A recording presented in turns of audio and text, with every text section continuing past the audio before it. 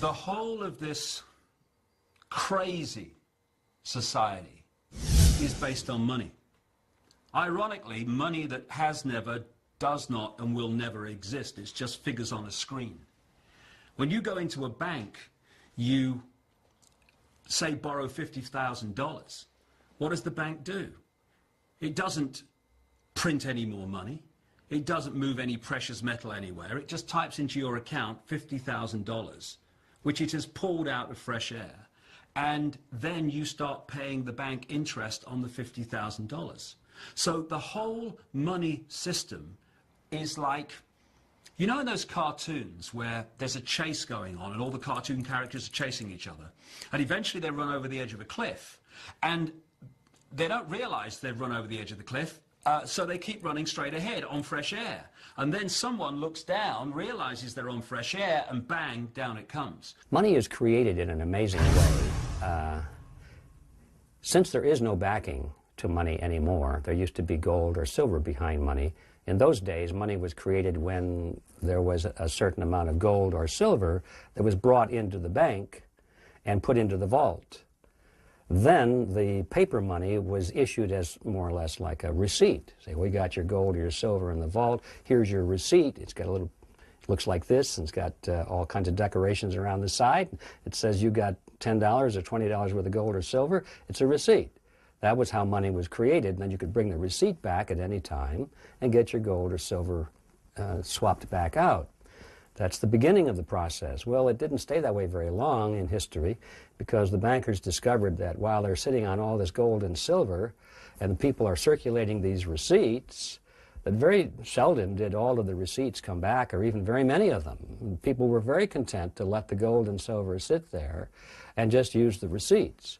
So the temptation was so great that they began to issue more receipts than there was gold or silver. So what you would do is you take your gold down to the blacksmith who had a safe, and he would give you a certificate saying, yes, you have a pound of gold in my safe here, and he would guard your gold, but he'd give you a certificate.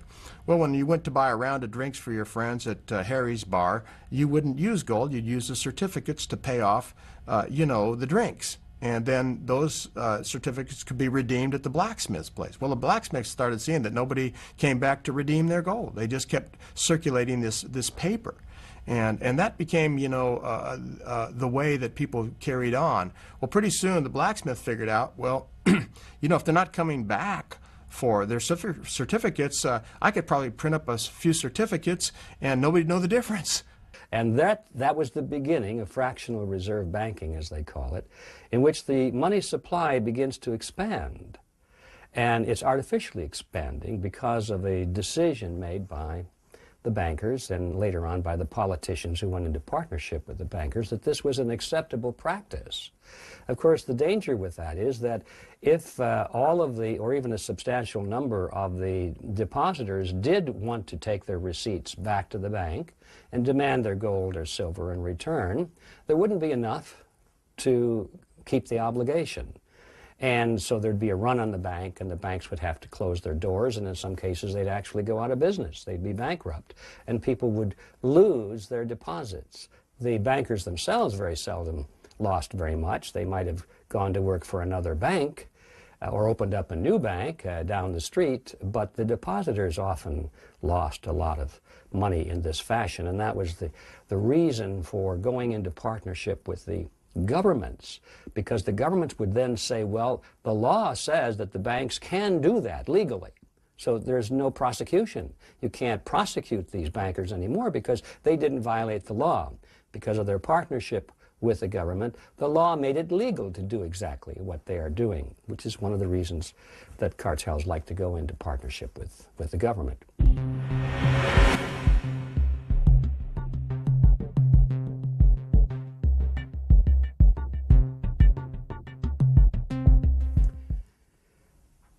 The Federal Reserve is a strange creature. There's nothing quite like it out there. Most people think that it is a government agency and that it's here to protect the best interests of the common man. But the truth of the matter is, when you cut through all of the debate and all of the research, you come to the startling realization that the Federal Reserve System is a cartel. It's a cartel, no different really than a sugar cartel or an oil cartel or a bean cartel, happens to be a banking cartel.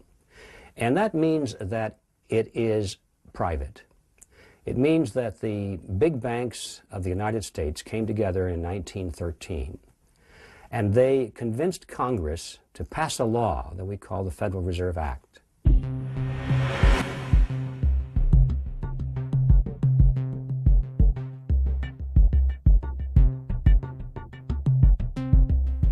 And this law became the embodiment of the cartel agreement. You see, what cartels do generally is they decide that they don't want to compete with each other. Cartels are made up of different separate companies which on the surface appear to be competitors. And they decide they don't want to compete with each other. They want to improve their profit margins and solidify their position in the marketplace. And so they want to get rid of competition, and they decide they're going to fix prices or divide up product or geography or something like that. And they come to cartel agreements to reduce competition between themselves. One of the problems with cartels is that it's very difficult to enforce those rules and regulations, those agreements. How do you do it? If a member of the cartel wishes to drop out and say, I don't want to play anymore, there's nothing that the other members can do unless they have made that cartel agreement into law. Now, if they've taken the cartel agreement and they've passed it through the legislature of the nation, now it becomes law, and now when one of the members tries to drop out, they can call the government into play and use the police force of the nation to enforce the cartel agreement, which is why all cartels love to have government involved as a partner. And that is exactly what happened in the banking industry in the United States back in 1913. The Federal Reserve Act is nothing more or less than the laws, of the rules and the regulations, the cartel agreement of the banking fraternity. It's how they decided they would reduce or eliminate competition between themselves. And they brought the federal government into it, the Congress, to pass that in the form of law.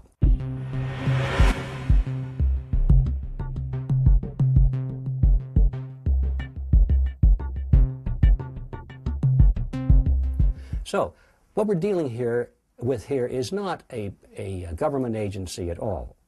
Now, it has some of the trappings of political appearance because the president appoints the directors to the board of directors and so forth, the board of the Federal Reserve System.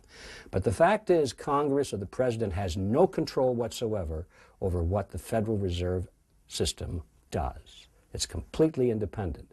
So, the question arises, is this good or bad for the American people? We have a cartel which has been given the power to create the nation's money, incredible as that may sound, to create the nation's money, which is something that even Congress is not allowed to do based on debt. The Constitution of the United States says that Congress shall create money only when it's backed by coins, when it's backed by something like gold or silver, has intrinsic value. The Congress cannot create money based on debt, according to the Constitution, fiat money.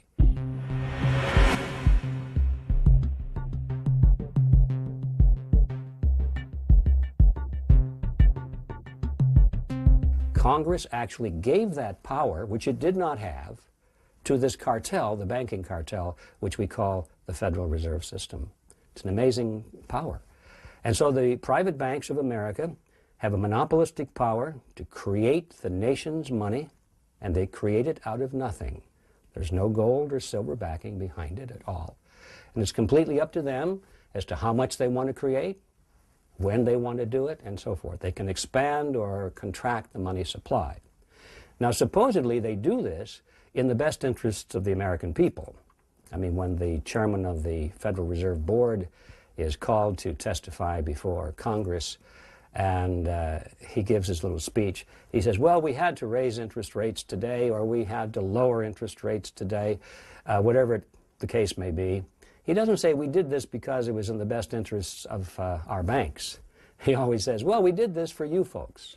We did this for the American people.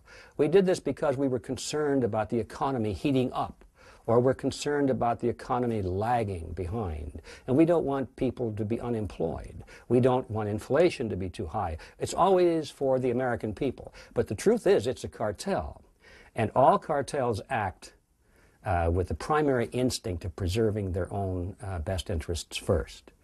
So is this in the best interests of the United States and of the American people? It is not, because that means that the money supply, which is the lifeblood of everything we do, is totally controlled by a relatively small group of people who we don't even know their names in most cases.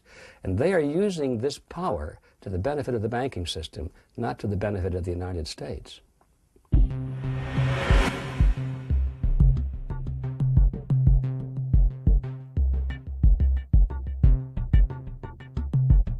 Well, here's how it works. Remember, I said before that the Federal Reserve really is a partnership between government and the banks. So when you have a partnership, there has to be a reason, an advantage to both parties to become a partner. So to understand how this works, let's start with the government side of this partnership. The government needs money. Politicians need money. They need more and more and more money for whatever purpose. But they don't like to raise taxes. They need more money, but they want to lower taxes because that's politically expedient. If they raised the taxes to pay for all of the government projects, why, there'd be such an uproar among the taxpayers that these guys would be voted out of office at the next election. So they don't do that. They increase expenses, and they try to keep taxes low or lower than normal. How do they do that? Well, they borrow it. That's like anybody else would do. If you want to spend more than you take in, you can borrow. You can steal it, of course, which I think is another good analogy. But in this case, let's just stick with the part of borrowing it. So the government goes on record and says, we want to borrow money from the public. And so they offer these government bonds or certificates of some kind or another, treasury notes and bills, depending on their maturity dates. And they offer to pay back that money within a certain period of time, plus interest. So now they have this more money that they needed. The trouble with that, of course, is that after the period of time elapses, they've got to pay it back. Well, lo and behold, when it comes time to pay it back, the politicians are still spending more than they're taking in taxes, and so they don't have it to pay it back. Not to worry, they'll just borrow some more. So they go through a cycle. Well, this time we'll borrow enough to cover the old loans, plus the interest, and plus a little bit more to expand our government operations. And this goes around and around and around, and we have this thing called the rising national debt. It just keeps getting bigger and bigger and bigger because the politicians are never expecting to pay back those original debts. And in fact, they never will. And you'll see how that works in a moment. They know they never will. The money system will just fall apart before they ever have to face that problem, and that'll be, you know, their children and their grandchildren having to deal with that one.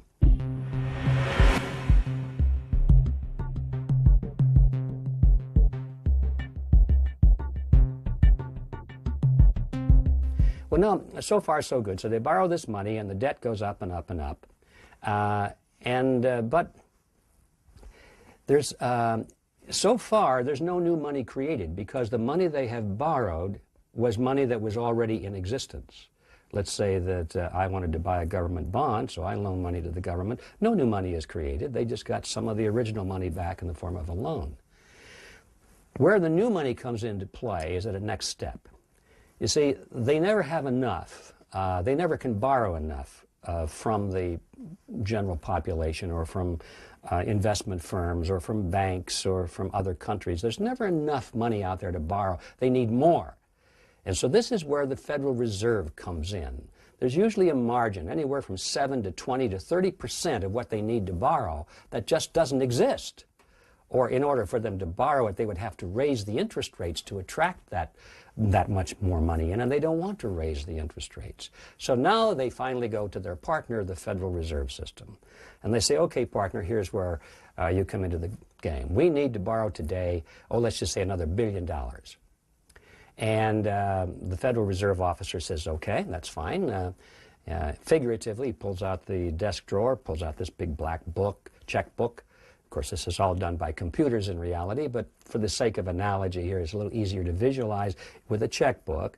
So he writes a check for $1 billion to the United States government and hands it to the Treasury official. And he says, "Thank you very much." He goes down and deposits this $1 billion check into the government's checking account. Okay, so now they have another $1 billion loaned, supposedly. The question is, where did that money come from? What account did it come from? Who put the money into the Federal Reserve System for that $1 billion to be loaned? And the answer is, nobody did. There is no money. It just came out of thin air. It was manufactured just for the purpose of this loan. Now, if you and I were to do that, we'd go to jail. But the Federal Reserve can do it because the government wants them to do it, because they're the lender of last resort. It doesn't make any difference if they can borrow enough money from the private sector at the rates they want to offer. It doesn't make any difference, because they know at the last minute they can always go to the Federal Reserve, and by obligation, the Federal Reserve will create that money out of thin air, just the way they used to do it on the printing presses. Except today they don't use printing presses for most of it because it's checkbook money. It's in a computer, it's digits, it's invisible. They just create it out of thin air. And now this is new money, and the money supply expands on the basis of what money was created for this loan.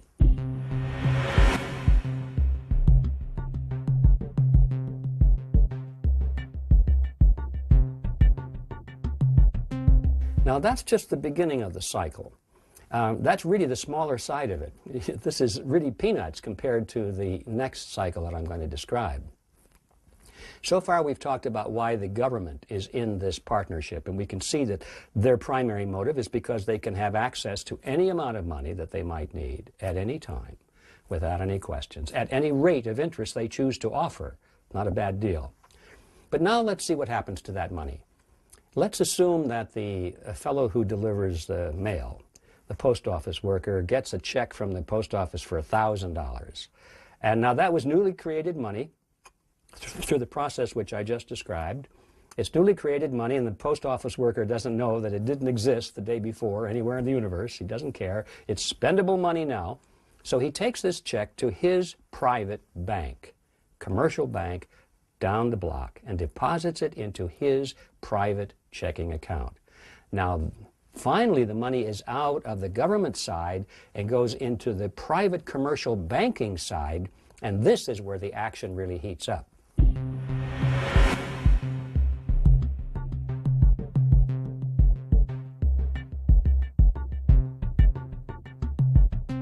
If I were the president of the local bank where this $1,000 had been deposited, I would have been able to stand up in front of the people there in the bank and say, "Attention, everyone, this gentleman just deposited $1,000 into our venerable bank." And everybody would be happy because generally people go to the banks to borrow money. A lot of them do. And so they know that if there's money on deposit and there's lots of money to lend, generally that means that the rates of interest are low. So people are happy to know that we have money to lend. You might ask me, well, how much money do you have to loan? And I'd say, well, how much do you need? And you would say, well, I was looking at a used car, $9,000 would be about right. And I'd say, I can do that. But you would say, I thought he just deposited $1,000. I would say, yes, he did. And this could go back and forth, and you'd say, well, how can you loan $9,000 when he only deposited $1,000? And if I were a good banker, I would say, don't worry about it, sir. It's all quite legal. It's all regulated by the Federal Reserve System. It's entirely possible, and indeed it is, because according to the Federal Reserve regulations, which, don't forget, are created by the banks for the banks, all the banks have to have, at the current time, is 10% of their deposits in reserve compared to the amount of loans that they put out. 10% in reserve. So if you take $1,000 and you put that in your accounting ledger under the heading, and you put the word on the top that says reserve, now you've got $1,000 in reserve, and that's 10% of $10,000, which means you can loan $9,000 and still have 10% reserve. So now the banks can literally create $9,000 out of thin air and still be quite legal because they've got 10% in reserve. Now that's kind of an oversimplified way of explaining it, but basically that's the accounting that goes on. So the banks will be able to, I would, as a banker, would be able to create $9,000 out of nothing and loan it to you at interest. Now just think about that for a minute.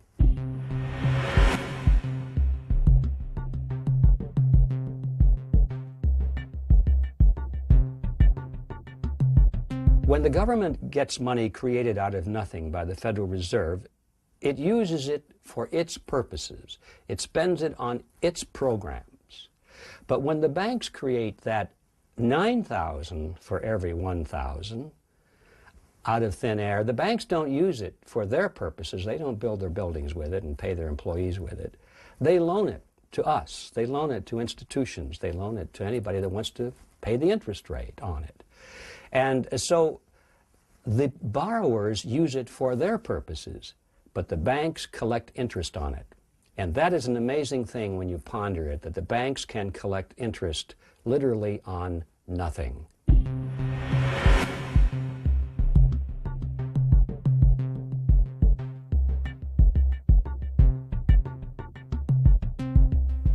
So when the banks say we're going to earn 3% or 3.5% on the money we have on deposit, they're not telling you the whole story, because that money on deposit is used to leverage the creation of 9 times more money.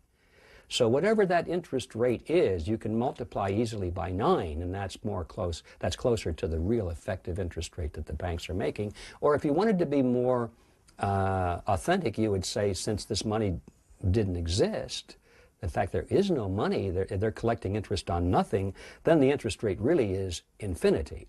So it's not a bad business to be in, you might say, which is why, of course, the banks are doing pretty well.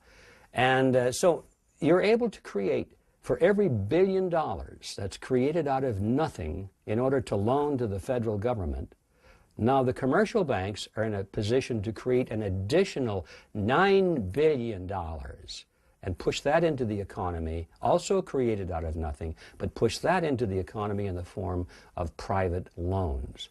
This is how money is created, not only in America, but now in most of the world, which follows this general pattern.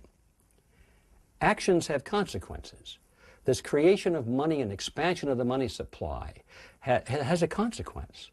And not only can the supply expand, but it can also contract. And so we have this boom-bust cycle, which would be very difficult if money were based on gold or silver, because the supply could not expand or contract rapidly or at the whim of some committee or some political group or some motive like that. It depends on how much gold and silver there is. In the days when money was backed by gold and silver, the supply of money remained very stable. It expanded perfectly in proportion to the expansion of the population and an expansion to the economy. So there were no booms and busts in those short periods of time when government didn't allow banks to create money out of nothing.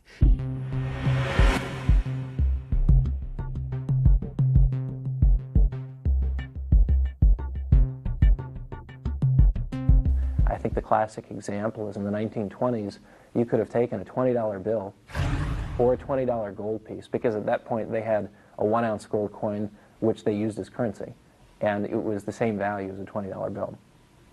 And you could go out and buy a complete suit of clothes, a 3-piece suit, tie, the whole works, for either one, a $20 bill or a $20 gold piece. Today you can still do the same thing, assuming that it's a modest suit and not an Armani or a Canali or an Italian vintage, but you can spend $800–900 on a good suit of clothes, and your $20 bill has maintained its value, or your $20 gold piece has maintained its value. It'll still buy it.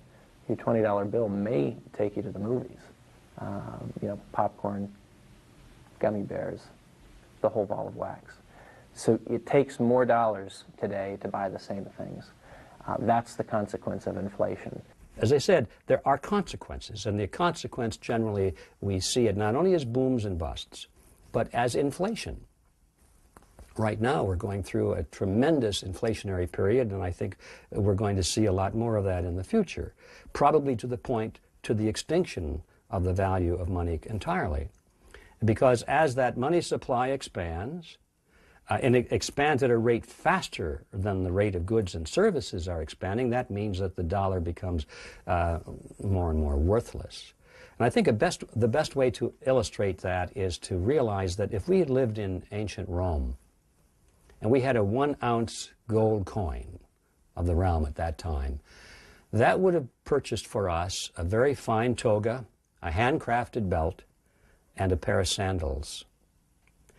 Today, thousands of years later, if we have a 1-ounce gold coin with no particular numismatic value, no collector's value, just the value of the gold, we can take that to the bank, exchange it for Federal Reserve notes, run down before it loses value, run down to the clothing store, and buy a nice suit, a handcrafted belt, and a pair of shoes. The value of 1 ounce of gold, in terms of purchasing power, has not changed drastically in thousands of years and never can. And the money supply should be based on that kind of a solid principle so that you can depend on its purchasing power. But when you've broken loose from a backing in the monetary system, and now you have just politicians and bankers deciding how much money is going to be created, now you've got this expansion, you've got the devaluation of the purchasing power of the dollar, and you have this thing called inflation, which means that your savings are being wiped out. The truth of the matter is the average man today, he can work a whole lifetime, and he can put his savings into a savings account in terms of dollars, and when he gets to the end of his career, those dollars will be withered and withered and withered and practically zero. So inflation is a tax. It's a hidden tax, but it's a very real tax, and it's perhaps the most dangerous of all the taxes. That is the heritage of the Federal Reserve System.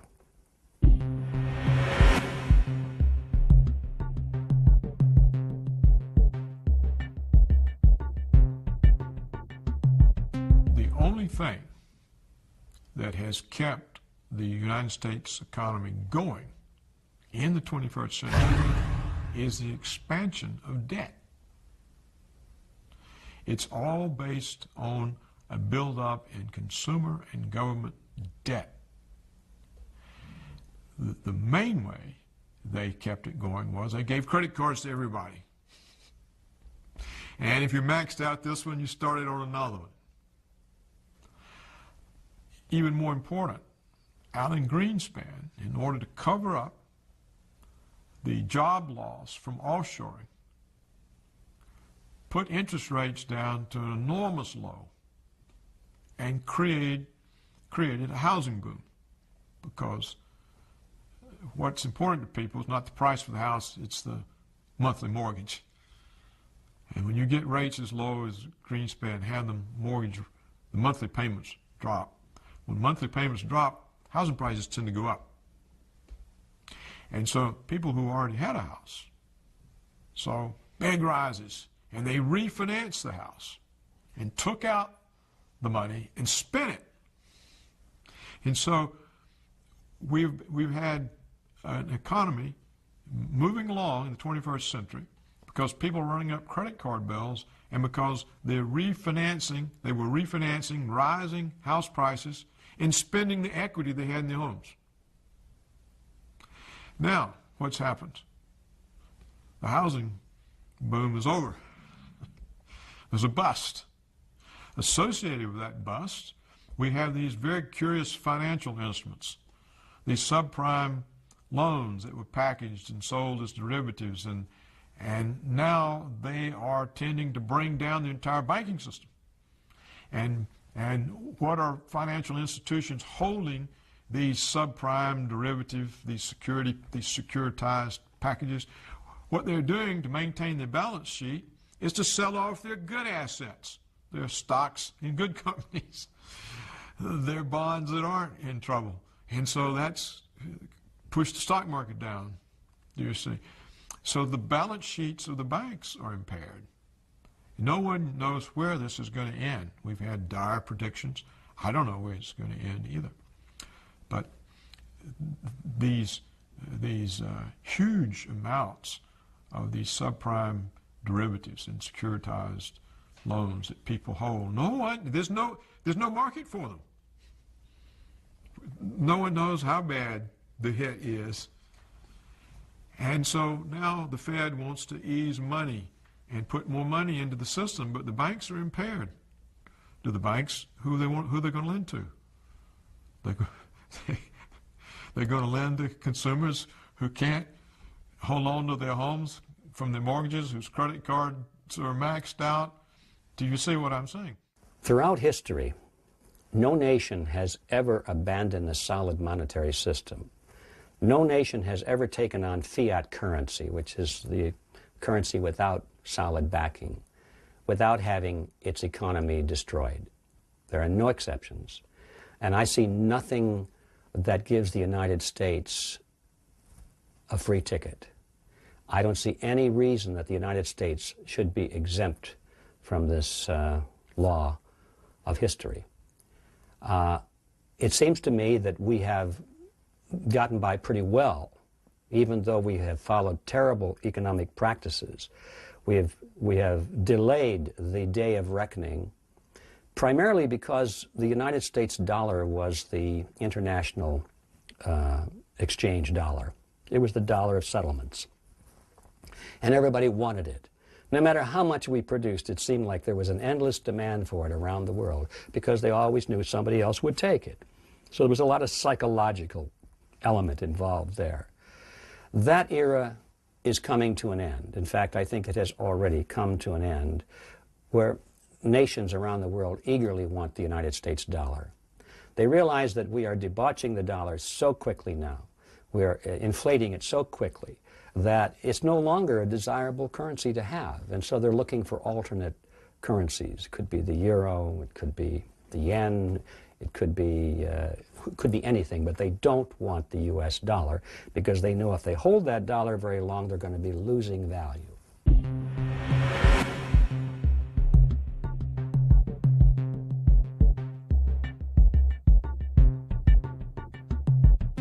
The power of the United States rests mainly on the fact that the United States dollar is the world reserve currency.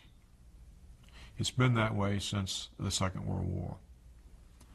What does it mean to be the world reserve currency? It means that you're the world money and that you can pay your bills in your own currency. If you're running trade deficits, for example, in order to pay your bills, you don't have to sell enough of your goods, export enough to earn the money to pay the other countries for their goods and their money. You just pay it in your money. It also means there's a great demand for your money because it is the reserve of all the foreign central banks.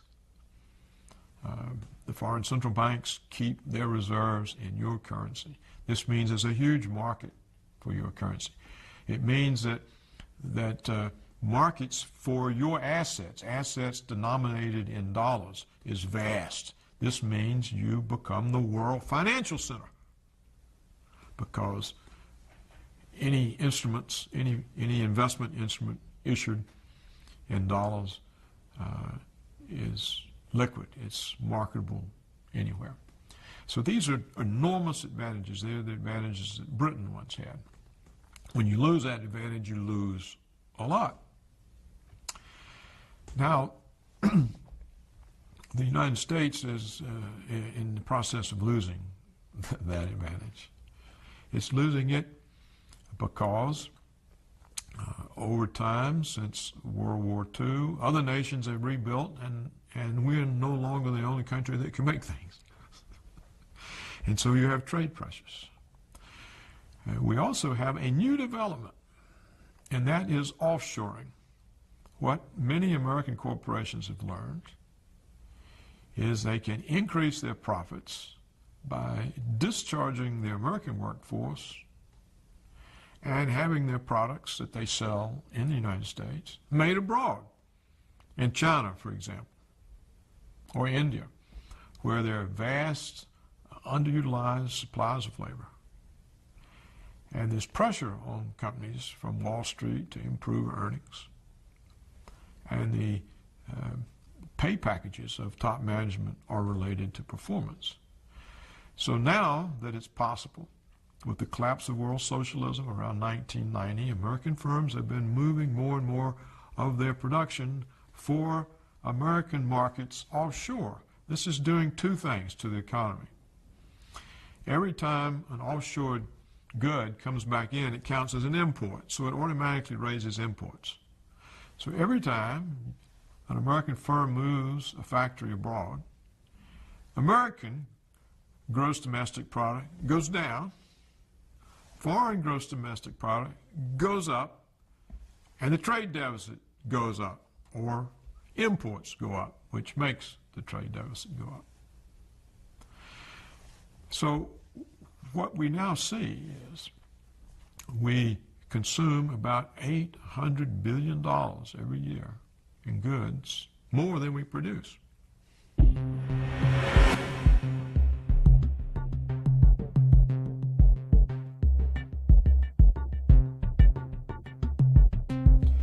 We've been able to do this. It's a gradual thing that we got into, a little at a time. We're able to do this because people were willing to accept the dollar as payments. It was the reserve currency. Now they have huge numbers of these dollars, and they're beginning to wonder about it. They're beginning to say we're really overweighted in our investment portfolios with dollars. And there's a less inclination. And therefore, what we've seen during the last 6 years of the Bush administration is an enormous decline in the value of the United States dollar in relation to other hard currencies, particularly the euro. When the euro was first issued, it was €1 to $1. Today, it's $1.52 that you have to pay to get €1.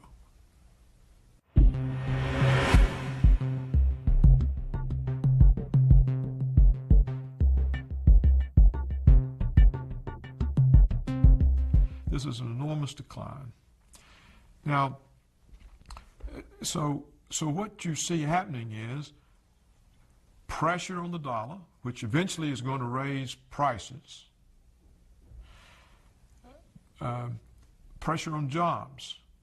In the 21st century, the United States has been able to create net new jobs only in domestic services, non-tradable services. We're not creating jobs in exports.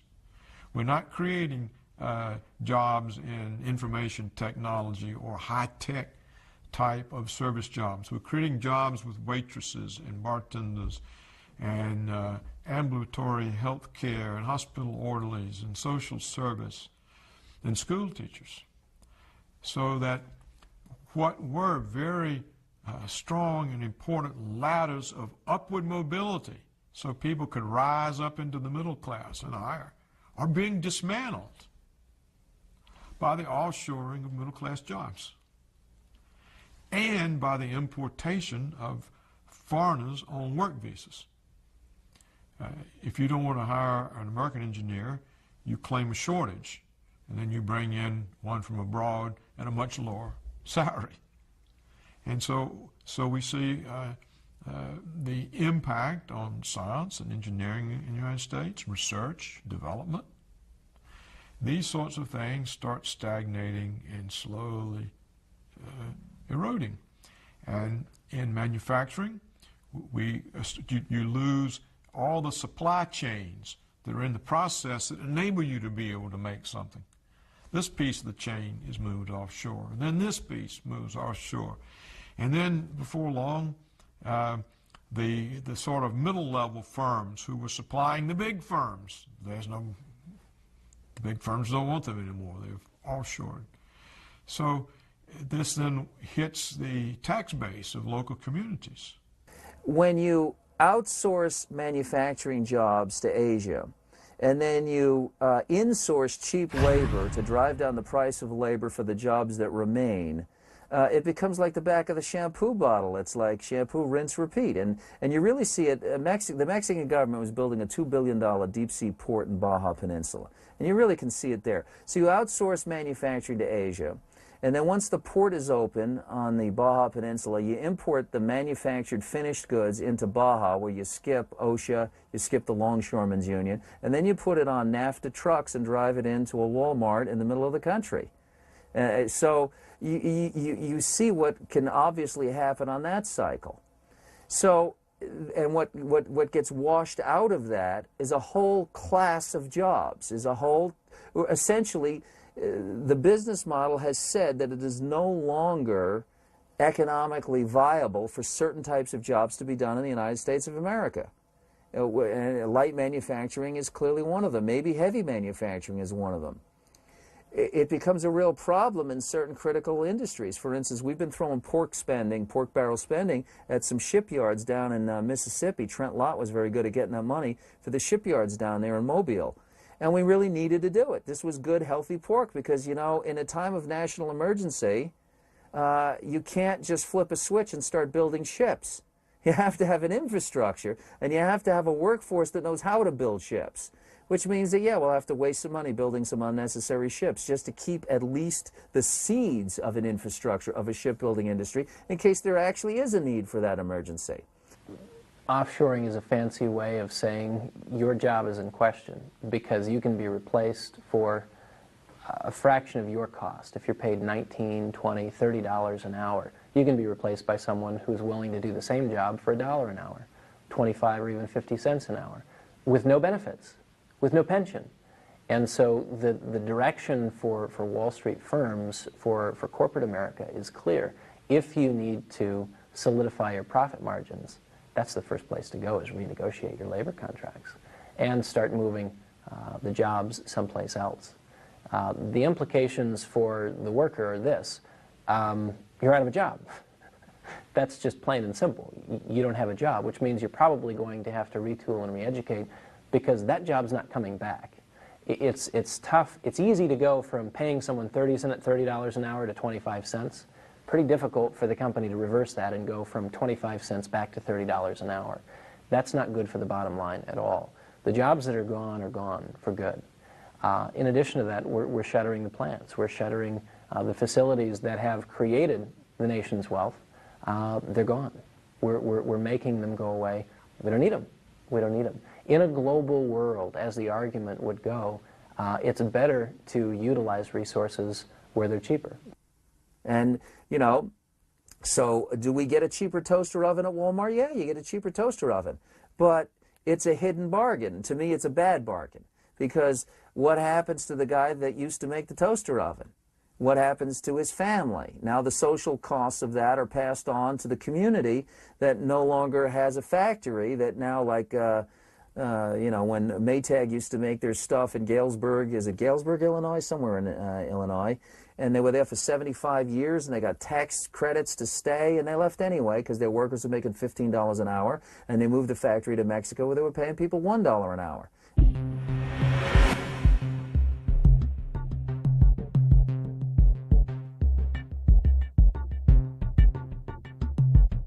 The enormous expense of all this, the red ink, it's a deficit, is financed by the Chinese and the Japanese, who use all the surplus dollars they earn from their trade surpluses of the United States to buy U.S. government bonds.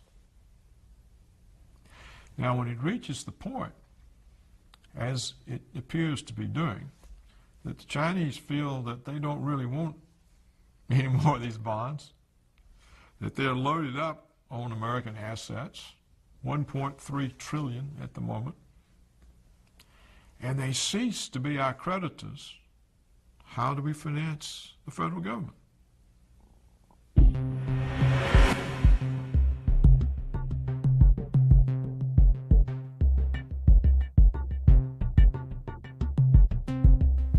The American saving rate is about zero, so the Americans can't buy the bonds. People haven't had any, the median income of families has not gone up in the United States in a couple of decades, perhaps longer. There's no growth in the real income of anybody outside the very highest income levels. So, and they're all struggling. They're drowning in credit card debt. Many of them now can't deal with their mortgages. How are you going to raise the taxes? So if you put all that together, you can see that it's headed to a new kind of crisis. And if the United States government wakes up one day and has to deal with the fact that the dollar is no longer accepted as reserve currency, what is it going to do? I think the end of the era is upon us. All of those dollars that they generally call euro dollars that are all around the world, what are those people going to do with them? They don't want them anymore. So they'll start looking for ways to send them back to the United States and buy things while they still can, before the value is completely gone. And so we're already beginning to see this reversal of the cash flow back into the United States. And the money is coming in tremendous quantities. So not only do we have, oh, by the way, why is it coming in? What are they doing with it? Well, they're trying to buy up our goods and services, or buy up our politicians, or buy up real estate or corporations. They're even buying up banks now, you might have noticed. They're sending this money back to the United States to buy a strong interest in some of the biggest banks of America. The banks need the money. And sometimes the pundits will say, well, look, we're getting capital back into the United States. No, they don't understand the difference between money and capital. Capital is wealth. Capital is ownership. Capital would be a stock in a corporation. Money is just pieces of paper. So what we're doing is we're losing capital, real capital, which means ownership in the productivity and the business entity of America. We're shipping the capital out and getting worthless paper dollars back in. And so that's what they're doing with this money. And so not only is the Federal Reserve expanding the money supply very rapidly to pay for all of its programs, to pay for its wars, to pay for its welfare, to pay for bailing out people whose homes are in trouble. They're just creating money like crazy to do this without raising taxes. And now we got a proposal to lower taxes while they're increasing spending. The insanity is incredible. Not only is that happening, but all this other money for the past 30, 40, 50 years that's been around the country is also coming back in. And you don't have to be a rocket scientist to figure out when all this money comes into the United States, it just gets more and more worthless. And your savings and my savings will become worthless too. The price of a loaf of bread, Lord knows what it's going to be, but it's going to be many times higher than it is now. A depression is a period of time during which most people's standard of living drops significantly. There are other good definitions of a depression. That's a nice, broad, general one. And I believe that because there is such a thing as the business cycle, which we don't have time to go into now, but the problems that we had in the 1930s, we're going to see that type of a phenomenon again. It's not going to be like the 1930s. It's going to be different. The similarity is going to be a massive drop in the general standard of living. And I call it the Greater Depression. The U.S., especially for the last 15 years, our main export, our main product has been dollars, which are unbacked liabilities of the U.S. government. And we've been able to ship these things abroad by the trillions, and these nice foreigners ship us all kinds of good things. They ship us Mercedes and Sonys and cocaine and oil and all kinds of things, and we just give them dollars. But now there's 6 trillion of these dollars out there, and these people are starting to realize that they're holding hot potatoes. And they don't want to all run towards the exits at once, but they know what they've got. They've got just pieces of paper that are unsecured liabilities of a bankrupt government. And these dollars are going to start flowing back into the U.S. And inflation is going to explode in this country. Interest rates are going to go through the ceiling. It's going to be devastating for the average American. What you see happen is a big reduction in real living standards for 95% of the population. The living standards will just all of a sudden be adjusted downward substantially. Now, many of these people are already hard-pressed. So what comes from that?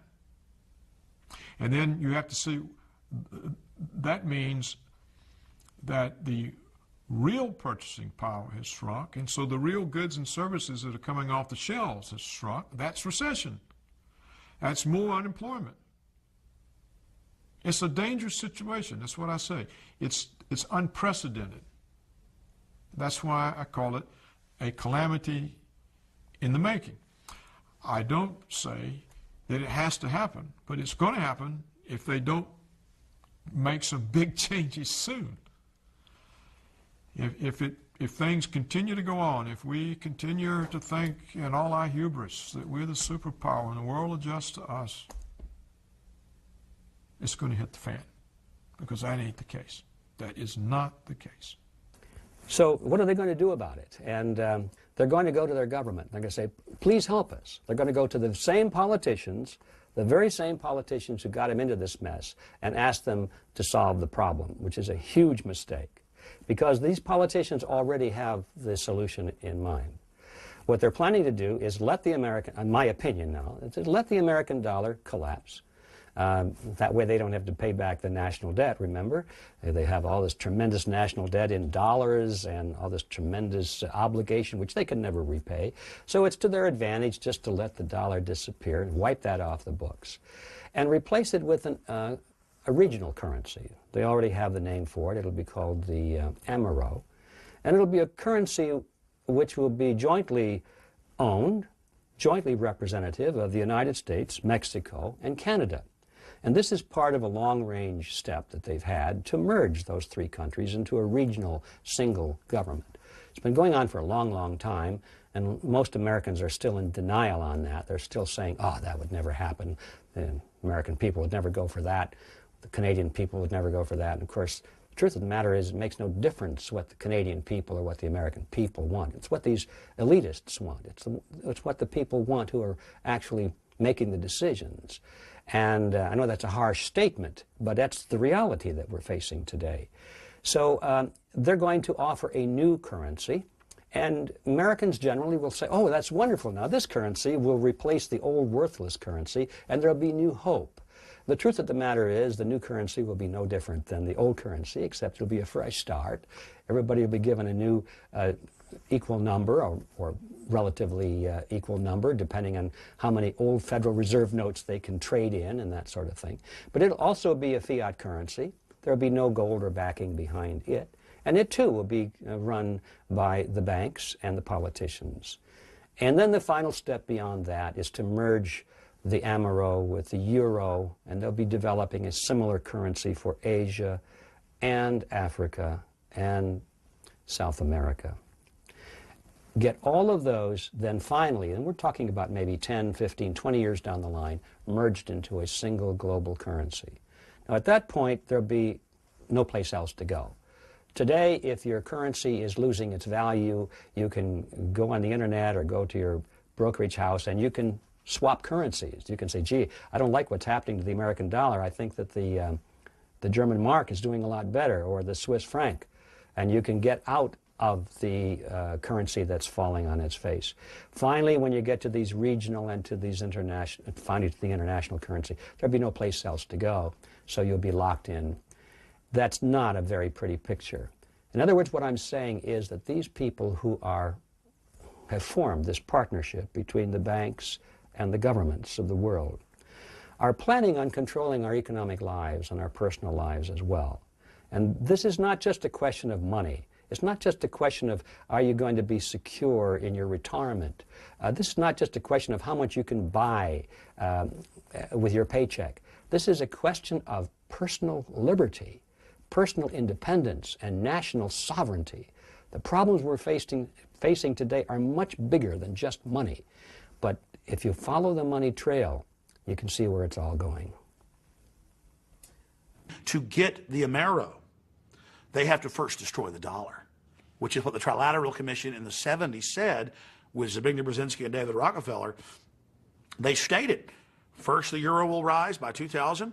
it will defeat the dollar will go down, then we will create the Amero, claim that it's competing with that, then we'll have fluctuations there, and we'll finally peg it at a global mark with a new global reserve currency that we issue and we control, pegged to oil.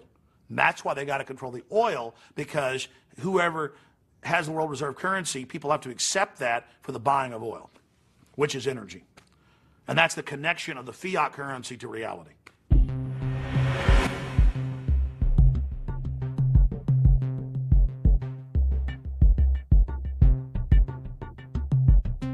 I spoke years ago at a conference, an economic conference, about the world economic system. And this guy came up to me afterwards, and he was someone who got his money, playing the Las Vegas casino, known as the Wall Street and the commodity markets and all that stuff. And he wasn't very convinced. Anyway, I met him 3 months, 4 months later, and he said, my goodness me, he said, I can see what you're saying. He said, what I've noticed is every time Alan Greenspan, then head of the Federal Reserve, was about to make a statement, 2 or 3 days before, the major players in the stock markets, commodity markets, etc., got into something and out of other things. And every time, the effect of Greenspan's statement has been to push up what they got into and push down what they got out of. Why? Because they wrote his statement. The whole economic system is about whether people have confidence in it, and the confidence comes from the people who run it. And so what we're going to see, and we've started to see this with Greenspan, is we're going to see more and more negative statements about the economy, and we're going to see a breaking of confidence in it, and therefore we're going to see its demise, its collapse. Now, this won't collapse catastrophically for the elite, because people say to me, well, why would these elite people, why would they crash the stock market when they had lots of money in it? Well, if you know a stock market is going to crash, or a commodity is going to crash because you're the one who's going to crash it, then what do? You get out of it just before the crash, you let it crash, and then you buy up vastly greater amounts of that at a few cents on the dollar, and then you increase the confidence and up it goes again, and now you own vast amounts more than you did before. There was the famous story, infamous story, of the Rothschilds at the time of the Battle of Waterloo, when the Rothschilds put out the false rumor in the London financial district that Britain had lost the Battle of Waterloo. And, of course, everything crashed. And then came along the real news, the real truth, which is they'd won the Battle of Waterloo, and the stock market went flying up again, except when it crashed, the Rothschilds had agents all around buying up stocks on a few cents on the dollar. And at the end of that day, the Rothschilds were vastly more wealthy and powerful than they were before. So if a stock market crashes or an economic system crashes, it's because those who move trillions of dollars around it every day have made it crash. And in a world where money is king, where money decides choice, where money decides life possibility, what greater way of creating chaos and fear than a collapse of the economy? And we're already seeing that happen. It works like this. This is how the economic system has worked for centuries and still being applied today. It's real simple, and this is how the elite few have trawled the wealth of the world and created booms and busts at will. Stage one, they push interest rates down, start recognizing the cycle that's just coming to an end, and they put lots of money into circulation, what we call money, because it's not governments that put money into circulation. It's private banks controlled by the same pyramid making loans to people Credit loans. That's how money's put into circulation, not by governments. So what the banking cartel does is it puts vast amounts of money into circulation by pushing interest rates down and giving loans for, on next to no collateral. What happens then is there's lots of economic activity because there's lots of money swirling around, so there's lots of units of exchange to buy goods. So what happens is people get more confident, they take out more debt themselves, because, we can have a bigger house now, darling. The economy's doing so well, we'll have a bigger car, we'll have 2 holidays, vacations a year now, or 3 maybe, because we're doing ever so well. And what do businesses do? They get into more debt, because crikey, we've got all this demand, we've got to invest in plant and machinery and more staff and all this, so we can meet demand. And then that is in effect the elite, economically, putting the fishing line out. And then at some point, and we're closing in on that point now, they start reeling the fishing line in. Because what they do is they start pushing interest rates up. Now what happens is lots of money that was circulating here, buying things and creating economic activity, is now going out of the economy to pay increased interest rates on the debts that people have. As a result of that, there's fewer things being bought and sold. Companies don't need as many people working for them. They're now stuck with all this debt and all this plant and machinery that they had that they don't need anymore. People can no longer pay their mortgages, so now there's a problem with the mortgage companies, and they have a problem because they've got to lose their home. And as more and more people do that, the value of homes goes down until eventually hits a point where they're worth less than you actually paid for them. And what we're seeing then is a bust being manipulated. And it's happening for one reason and one reason only. The amount of units of exchange in circulation is being removed from the economy. What we're seeing now are the signs that they're now manipulating a bust in this very way to create as much chaos and panic and fear as possible, because panic, fear, and chaos are a manipulator's dream.